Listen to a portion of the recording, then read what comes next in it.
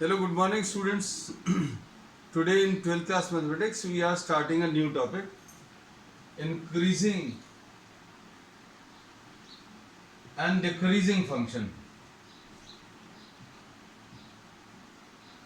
अब increasing and decreasing functions के लिए अभी हम लोग मोनोटोनिक फंक्शंस भी बोलते हैं. मोनोटोनिक मोनोटोनिक का मतलब क्या है? मोनोटोन, एक सिंगल टोन में, मतलब एक ही तरीके का मतलब है कि वैल्यूज ऑफ द फंक्शन या तो इंक्रीज होती जाएंगी या डिक्रीज होती जाएंगी.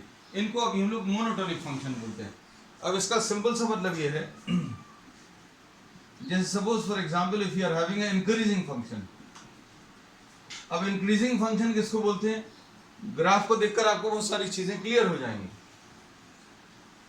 जैसे सपोज फॉर एग्जांपल यहां पर अगर आपने x प्लॉट किया और यहां पर fx प्लॉट किया है y. अब इसका ग्राफ कुछ ऐसा है, तो बिना कुछ मैथमेटिकल डेफिनेशन के आप इसको देखकर कह सकते हो ये इंक्रीजिंग है.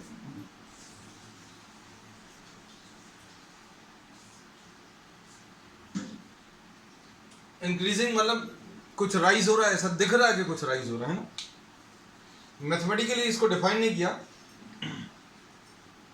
इसको भी देखकर अभी आप लोग देखकर फंक्शन को देखकर बता सकते हो कि ये एक इंक्रीजिंग फंक्शन है, क्योंकि इसमें भी कुछ राइज हो रहा है.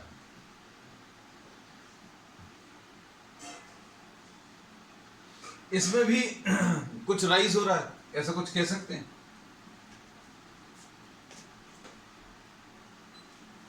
तो इन तीनों फंक्शंस में देखें या फिर इस वाले फंक्शन में देखें,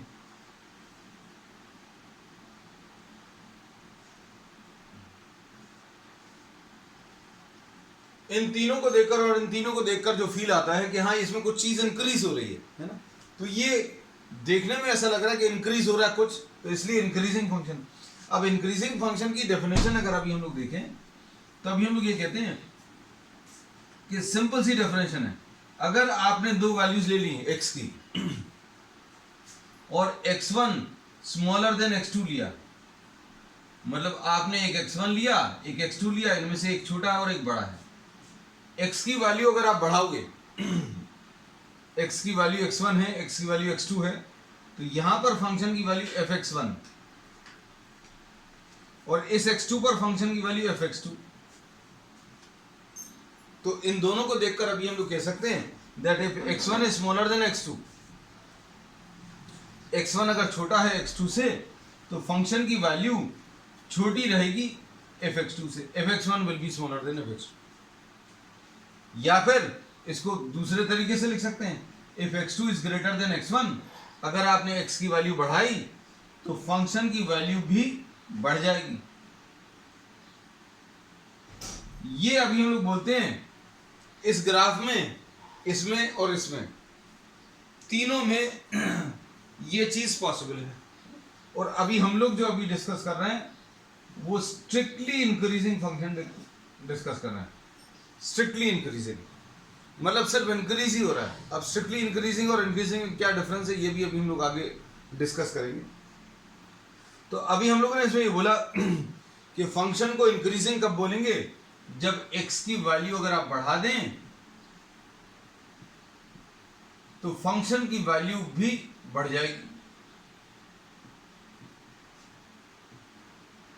इसमें भी बिल्कुल यही चीज, x की वैल्यू अगर x1 है फंक्शन की वैल्यू कम है. अगर आपने x की वैल्यू बढ़ा दी तो फंक्शन की वैल्यू भी इंक्रीज होगी. तो ये इंक्रीजिंग फंक्शन है. तो इंक्रीजिंग फंक्शन की सिंपल सी डेफिनेशन ये है या फिर ये, इन दोनों में से कोई एक. इसमें क्या बोला है? x1 स्मॉलर देन x2 है तो fx1 स्मॉलर देन fx2. या अगर x2 बड़ा है x1 से, आपने x की वैल्यू बढ़ी, x2 ग्रेटर देन x1 है तो fx2 will be greater than fx1. सभी में ये चीज ट्रू होगी, तीनों डायग्राम्स में. अब इसमें एक चीज और अभी हम लोग बता सकते हैं. इन फंक्शंस की खासियत क्या है इंक्रीजिंग फंक्शंस की, कि अगर आप डेरिवेटिव निकालो,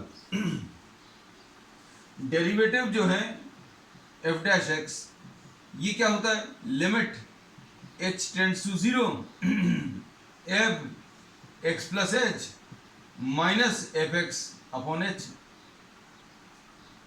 सॉरी, अब ये तो डेफिनेशन है किसकी, फंक्शन डेरिवेटिव की। अब इस डेरिवेटिव में अगर आप देखो तो इस x की वैल्यू और x की वैल्यू को अगर आप कंपेयर करो तो ये छोटी वाली वैल्यू है और ये वाली वैल्यू बड़ी है।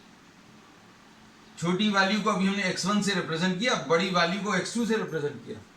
क्यों बोल रहे हैं छोटी और बड़ी, यहां पर x है, यहां पर x प्लस एच है।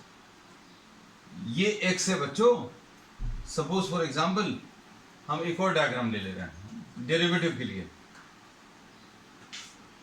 इसमें अभी हमने बोला ये x है और ये x प्लस एच है। अब इस पर फंक्शन की वैल्यू एफ एक्स छोटी रहेगी और इस पर फंक्शन की वैल्यू बड़ी रहेगी। तो ये एफ एक्स प्लस एच कैसा आएगा बच्चों, एफ एक्स प्लस एच ये बड़ा आएगा, एफ एक्स जो है छोटा आएगा, मतलब ऊपर वाला नंबर पॉजिटिव आएगा। ये जो F x plus h minus f x है ये पॉजिटिव आएगा और एच जो है ये तो पॉजिटिव है ही। कहने का मतलब ये है कि इंक्रीजिंग फंक्शन के लिए, फॉर इंक्रीजिंग फंक्शन, अब हमें एक और नई चीज पता चल गई। क्या नई चीज पता चल गई कि डेरिवेटिव एफ डैश एक्स जो है वो पॉजिटिव आएगा। डेरिवेटिव पॉजिटिव का मतलब क्या है बच्चों, डेरिवेटिव पॉजिटिव का मतलब है F dash x will be greater than 0। तो इन सारी चीजों को भूलकर अब केवल एक ही चीज याद रखेंगे क्या, कि फंक्शन जो है स्ट्रिक्टली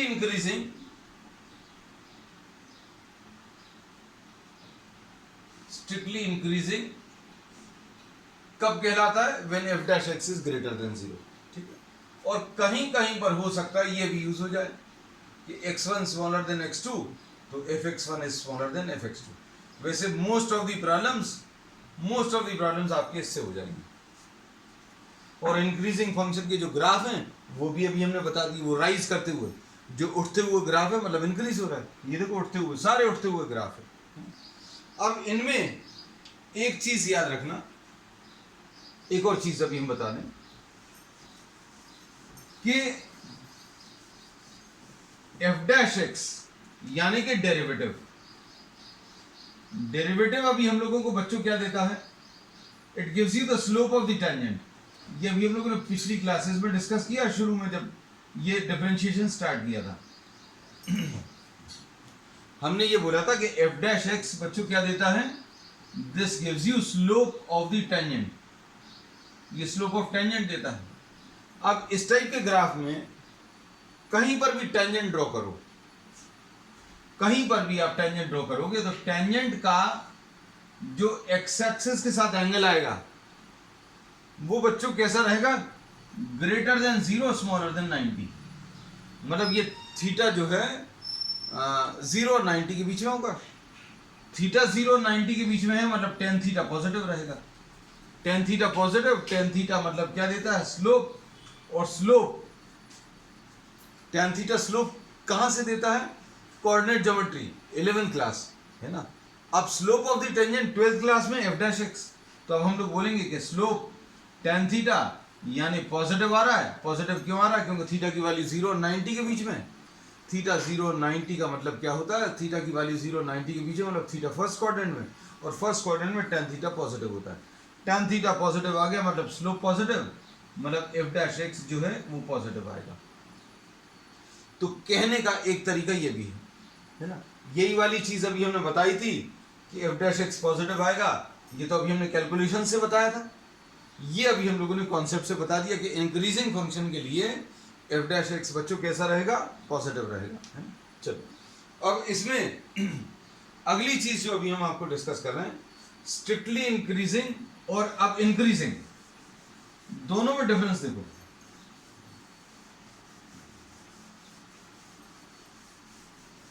क्योंकि ये बहुत सारे बच्चों को क्लियर नहीं रहता, पूरा 12th क्लास करने के बाद भी अच्छे से पता नहीं रहता बच्चों को स्ट्रिक्टली इंक्रीजिंग और इंक्रीजिंग में डिफरेंस क्या है? स्ट्रिक्टली इंक्रीजिंग अगर बोला है तो मतलब इंक्रीज ही होगा, वैल्यू बढ़ेगी। और अगर ऐसा बोला इंक्रीजिंग तो कम नहीं होगी। कम नहीं होगी मतलब क्या है? इंक्रीजिंग में कम नहीं होगी का मतलब क्या है कि बढ़ेगी या फिर बराबर रह सकती है। अब देखो दोनों के ग्राफ में डिफरेंस को समझिए आप। ये स्ट्रिक्टली इंक्रीजिंग का ग्राफ है, ऐसा कुछ ड्रॉ कर दे रहे हैं, ये स्ट्रिक्टली इंक्रीजिंग का ग्राफ। अब इंक्रीजिंग का ग्राफ कैसा आएगा?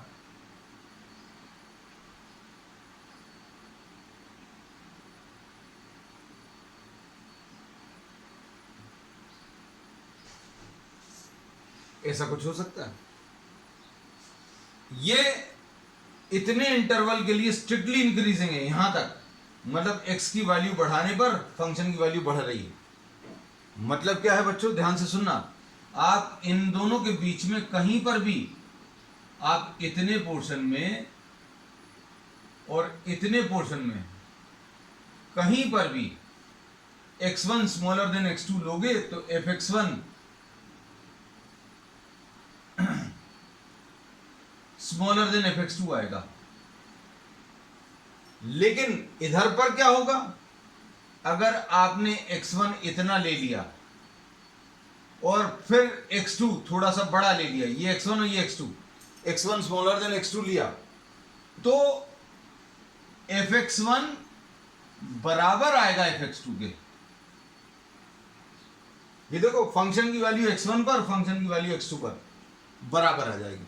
लेकिन यहां पर अगर आपने x1 इतना लिया, x2 इतना लिया, तो fx1 छोटा आएगा, fx2 बड़ा आएगा। यही चीज यहां पर भी होगी। हमने जो पोर्शन शेड किए थे बच्चों, ये वाला पोर्शन शेड किया और ये वाला पोर्शन, इन दोनों पोर्शंस की खासियत क्या है कि अगर आप x1 स्मॉलर देन x2 लोगे तो फंक्शन की value fx1 will be smaller then fx2।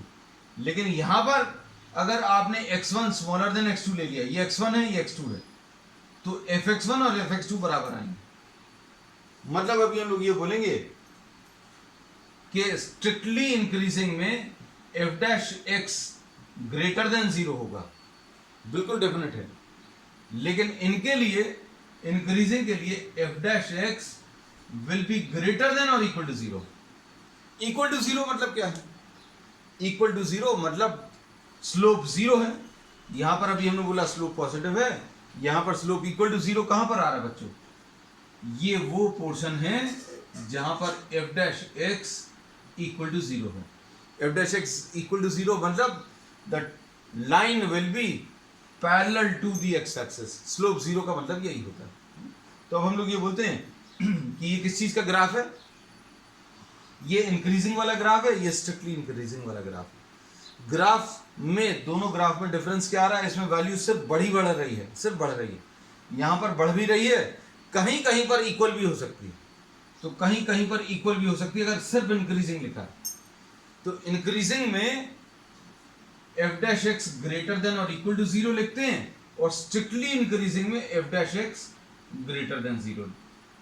मान लीजिए ग्राफ आपको नहीं याद रखने, बस ये याद रखो स्ट्रिक्टली इंक्रीजिंग लिखा है मतलब ग्रेटर देन 0 चाहिए f डैश x, और इंक्रीजिंग लिखा है तो f dash x greater than और इक्वल टू 0। चलो अब इसके बाद इनमें 3 टाइप की पॉसिबिलिटीज हैं इंक्रीजिंग में, है ना? तो ये सिर्फ उन बच्चों के लिए जिनको थोड़ी सी एक्स्ट्रा नॉलेज की जरूरत रहती है, उनके लिए ये पॉइंट अभी हम लिख दे रहे हैं। देखना कैसा बच्चों?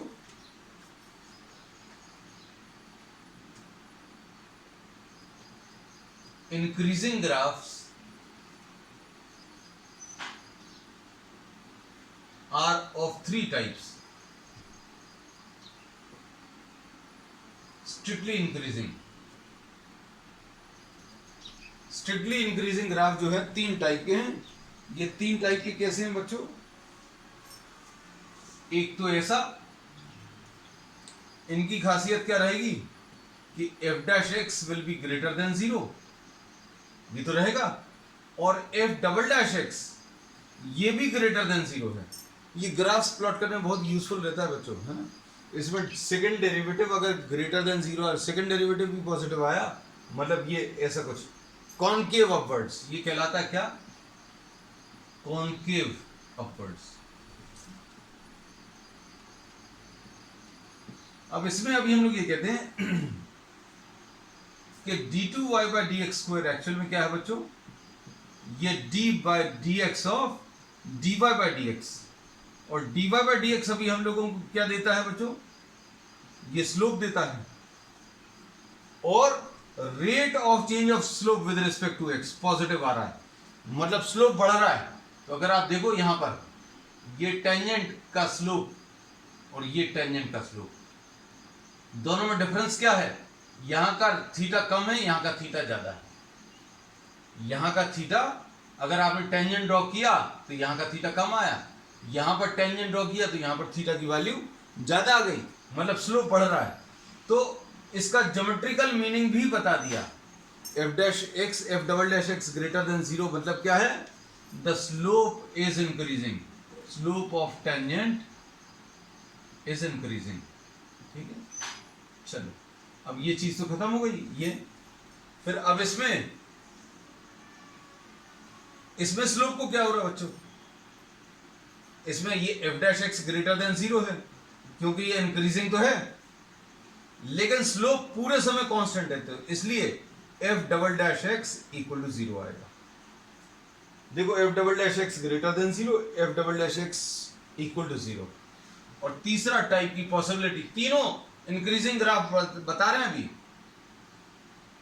इसमें क्या बोलेंगे, F dash x is greater than 0, f double dash x smaller than 0। चलो अब जितना भी अभी हम लोगों ने डिस्कशन किया है उस सबको अभी हम 2 या 3 लाइंस में सम अप कर दे रहे हैं ना, क्योंकि सम अप करना बहुत जरूरी है, क्योंकि बहुत सारी चीजें पढ़नी। क्या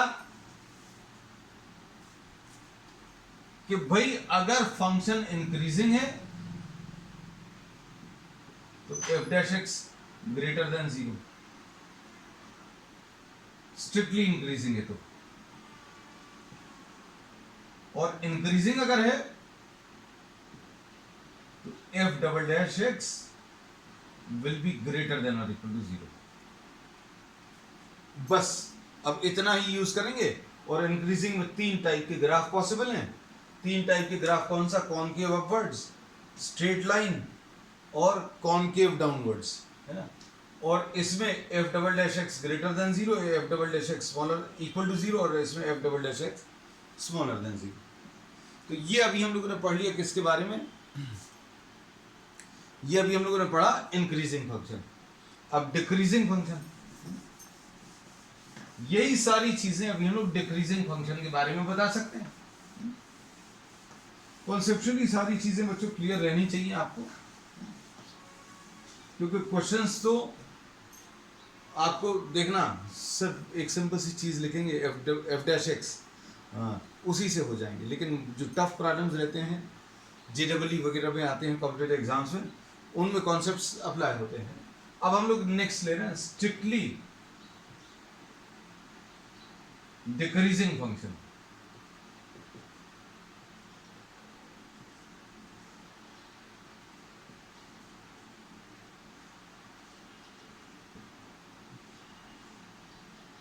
सारी चीजें एकदम आप अगर कंपेयर करोगे तो सारी चीजें एकदम क्लियर हो जाएंगी। इन सभी की खासियत क्या है कि अगर आप x की वैल्यू बढ़ा रहे हो, x1 अगर आपने इतना लिया, fx1 इतना आया, अगर आपने x बढ़ा दिया, अगर आपने x बढ़ा दिया तो फंक्शन की वैल्यू, x को बढ़ाने पर फंक्शन की वैल्यू क्या हो गई बच्चों, यस, कम हो गई। तो x1 स्मॉलर देन x2 अगर है तो fx1 will be greater than fx2। बस फिनिश हो गया, सभी में यही होगा। इसमें भी अगर आप x बढ़ाओगे तो फंक्शन की वैल्यू कम हो जाएगी, इसमें भी अगर आप x की वैल्यू बढ़ाओगे अगर x इतना है तो फंक्शन इतना है, अगर x इतना है तो फंक्शन की वैल्यू कम हो गई। x बढ़ाने पर फंक्शन की वैल्यू कम हो रही है। अब डेरिवेटिव की बात करें, देखो ध्यान से, डेरिवेटिव वाला कॉन्सेप्ट फिर से रिपीट होगा। यहां पर अभी हमने x लिया बच्चों, ये x प्लस एच लिया, h तो पॉजिटिव है, h पॉजिटिव है मतलब x में आपने कुछ ऐड किया, और ये एफ एक्स प्लस एच है, ये एफ एक्स है और ये एफ एक्स प्लस एच है। और एफ डैश एक्स क्या होता है बच्चों? F dash x is limit h tends to 0 f of x plus h minus f x divided by h।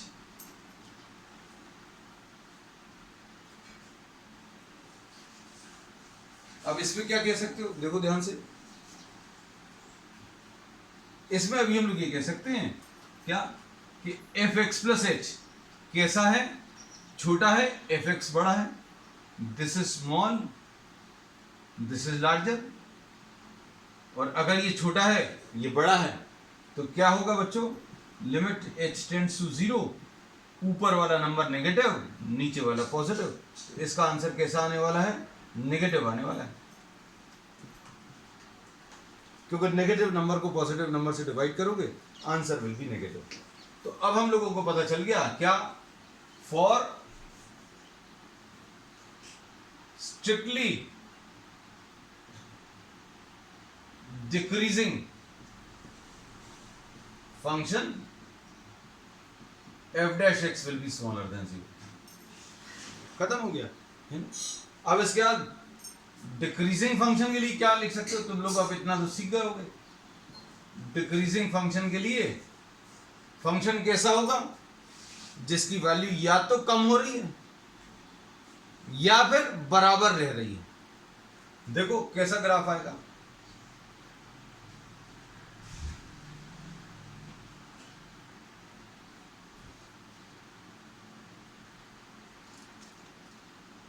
ऐसा कुछ। अब इसमें क्या कह सकते हैं? देखो ध्यान से, for decreasing function we say that f dash x will be smaller than और इक्वल टू 0। यहां पर तो f dash x smaller than 0 है, यहां पर भी f dash x smaller than 0 है, लेकिन यहां पर एफ डैश एक्स की वैल्यू इक्वल टू 0 होगी। क्यों? क्योंकि ये टेंजेंट जो है parallel to the x axis है। Tangent is what? Parallel to x axis, मतलब इसका स्लोप 0 आएगा। तो ये डिक्रीजिंग फंक्शन के लिए f dash x will be smaller than और equal to 0। For strictly decreasing function f dash x smaller than 0। दोनों में डिफरेंस समझ आना चाहिए। स्ट्रिक्टली डिक्रीजिंग में इक्वल साइन नहीं आएगा, डिक्रीजिंग में इक्वल साइन भी आएगा, है ना, दोनों जगह। अब इसके बाद 3 टाइप के इसमें ग्राफ हैं। फिर से तीनों टाइप के अभी हम लोगों ने ड्रॉ कर लिए थे, तो अब हम इसी में लिख दे रहे हैं। ये वाले 3 जो ग्राफ हैं बच्चों, इन तीनों ग्राफ्स में, अच्छा इसमें एक तरीका और अभी हम लोगों ने डिस्कस किया था। क्या डिस्कस किया था? कि आप डिक्रीजिंग फंक्शन में बच्चों ध्यान से देखना, अगर आप टेंजेंट ड्रॉ करोगे, ये डिक्रीजिंग फंक्शन है, इसमें टेंजेंट ड्रॉ किया, टेंजेंट का एक्स एक्सिस के साथ एंगल, टेंजेंट का एक्स एक्सिस के साथ एंगल एंटी क्लॉकवाइज डायरेक्शन में एंगल लेते हैं, एक्स एक्सिस से एंटी क्लॉकवाइज डायरेक्शन में। तो थीटा ग्रेटर देन 90 है, स्मॉलर देन 180। कहीं पर भी आप टेंजेंट ड्रॉ करोगे तो थीटा की वैल्यू 90 से बड़ी आएगी, और थीटा की वैल्यू 90 से बड़ी आएगी मतलब tan theta, theta second quadrant में है तो tan थीटा नेगेटिव आएगा। tan थीटा नेगेटिव आएगा मतलब स्लोप नेगेटिव आएगा, और स्लोप नेगेटिव आएगा मतलब slope is given by F dash x, F dash x negative आएगा मतलब F dash x will be smaller than 0। तो रिजल्ट ये अभी हमने ज्योमेट्रिकली जैसे इंक्रीजिंग फंक्शन में निकाला था वैसा यहां पर भी निकाल लिया। चलो अब इसके बाद इनमें लिख लें f dash x will be smaller than 0, इसमें भी f dash x smaller than 0, इसमें भी f dash x smaller than 0, और इस वाले ग्राफ में सबसे पहले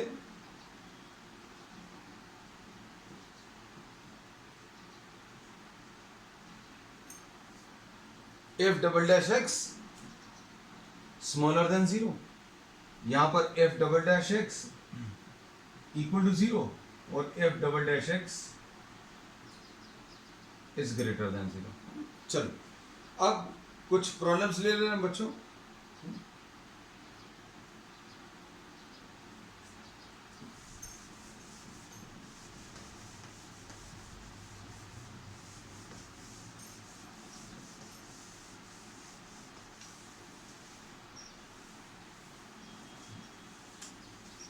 देखो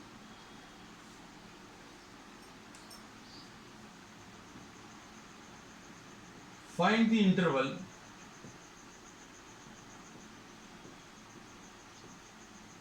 for which this function is strictly increasing or decreasing।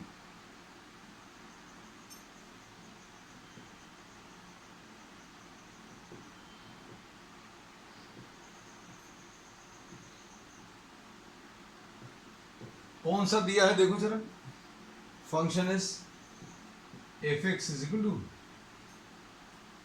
कितना आ जाएगा, x cube minus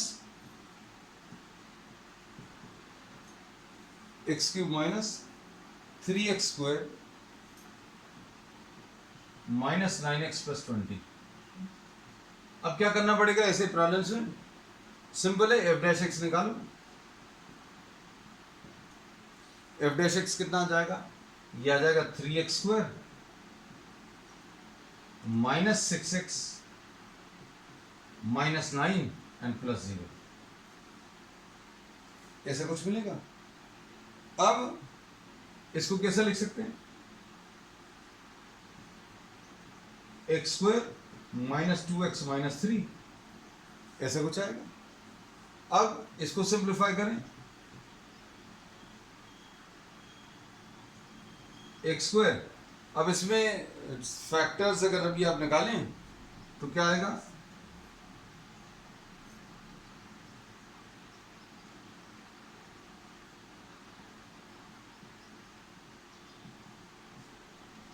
three x common x plus 1 minus 3 common x plus 1, तो कितना आ जाएगा, x plus 1 into x minus 3। अब क्या बोलेंगे देखो ध्यान से, एफ डैश एक्स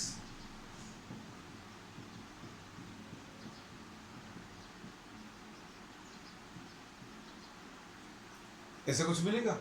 अब देखो इसमें अभी हम लोग ये कह सकते हैं, फॉर स्ट्रिक्टली इंक्रीजिंग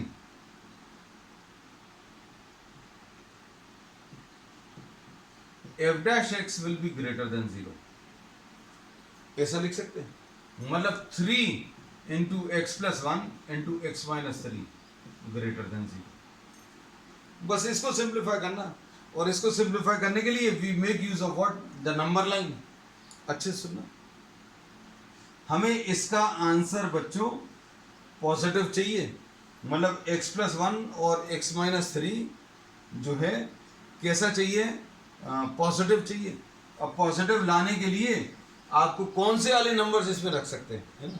तो हम लोग कहते हैं इसको सॉल्व करने का सबसे अच्छा तरीका है, नंबर लाइन पर आप वो नंबर्स मार्क कर लो जहां पर ये और ये 0 हो रहे हैं। जैसे मान लीजिए नहीं समझ में आती है बात, तो x प्लस 1 को 0 कर लो, तो इससे x की वैल्यू माइनस 1 मिलेगी, एक नंबर ये मिल गया। फिर x माइनस 3 को 0 कर लो, तो इससे x की वैल्यू 3 मिल गई। इन दोनों नंबर्स को 2 हैं, 3 हैं, 4 हैं, 5 हैं, सबको मार्क कर लो, है ना। अभी तो यहाँ पर 2 ही हैं, है ना। यहाँ पर कौन सा नंबर आ जाएगा बच्चों, x इज इक्वल टू 3 यहाँ पर आएगा, माइनस 1 यहाँ कहीं पर आएगा। अब इसमें ये गलती मत कर लेना, द नेगेटिव नंबर जो है, जो भी छोटा नंबर है वो that should be placed on the left side. अब इसको अगर यहाँ पर बना लोगे तो फिर कुछ नहीं हो सकता। तो अभी हमने बोला minus the smaller number to be drawn on the left side पर ड्रॉ कर लिया। अब ये नंबर लाइन बच्चों 3 पार्ट्स में डिवाइड हो गई, number line divides into three parts, numbers greater than 3, numbers lying between -1 and 3, numbers smaller than -1। अब क्या करेंगे, अब इसमें अभी हम लोग बोलेंगे 3 से बड़ा कोई भी नंबर सोच कर देख लो इसमें रखकर, तो कैसा आएगा बच्चों। इसमें अभी हम लोग बोलेंगे 3 से बड़ा कोई भी नंबर 4 अगर आपने रखा तो कितना आ जाएगा, 4 + 1 पॉजिटिव, 4 - 3 पॉजिटिव। हमने क्या बोला है, ये नंबर्स मार्क करने के बाद ये पूरी नंबर लाइन 3 इंटरवल्स में डिवाइड हुई। 3 से बड़े नंबर्स, -1 और 3 के बीच में, -1 से छोटे। 3 से बड़ा कोई भी नंबर आप सिलेक्ट कर दो, 3.1, 3.5, 4, 10, 100 जो भी लेना वो इसमें रखो। कैसा आ रहा है, 4 अगर रखा तो ये पॉजिटिव, ये भी पॉजिटिव। तो अब हम लोग इसमें बोलेंगे कि यहां पर f' ग्रेटर देन 0 आ रहा है।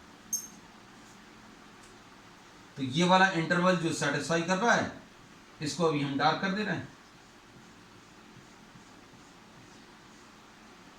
ये डार्क कर दिया। और 3 के बराबर हो सकता है क्या, 3 के बराबर तो तब होता है जब इक्वल टू लगा होता, मतलब 3 के बराबर कभी नहीं होगा। तो नंबर लाइन पर अभी आप एक सर्कल मार्क कर देते हो जो कि ये बताता है कि 3 इंक्लूड नहीं करना। अब अच्छे सुनना, अगर ये वाला पार्ट आंसर में आ गया, मतलब ये वाले नंबर सेटिस्फाई कर रहे हैं, तो ये वाले नहीं करेंगे, ये वाले करेंगे, ये डेफिनेट है। देखो जरा, -1 और 3 के बीच में 0 ले लो। -1 और 3 के बीच में कौन सा नंबर सिलेक्ट कर सकते हो, 0। 0 रखकर देखो, x की वैल्यू 0 रखोगे तो 0 + 1 इंटू 0 - 3। आंसर कैसा आ गया बच्चों, नेगेटिव आ गया, मतलब ये सेटिस्फाई नहीं कर रहा है, ये वाला सेटिस्फाई कर रहा था। अब -1 से छोटे, -1 से छोटे बच्चों देखो, कोई भी नंबर लेकर देखो, -2, जैसे x की value suppose we are putting, हम ये लिखकर इसलिए बता दे रहे हैं क्योंकि ये सारे काम मेंटली हो सकते हैं, मतलब you can just think over it and you can write down the answer. x = -2 अगर आप रखोगे तो कितना आएगा, 3 इंटू -2 + 1 इंटू -2 - 3, यानी ये नेगेटिव है, ये भी नेगेटिव है, तो आंसर कैसा आ जाएगा, पॉजिटिव आ जाएगा। तो मतलब ये वाला इंटरवल भी सेटिस्फाई कर रहा, तो ये वाले इंटरवल को भी अभी हमने डार्क कर दिया। और चूंकि -1 इंक्लूडेड नहीं है इसलिए, तो आंसर क्या आ गया, इंक्रीजिंग के लिए, इंक्रीजिंग के लिए आंसर आ गया 3 से लेकर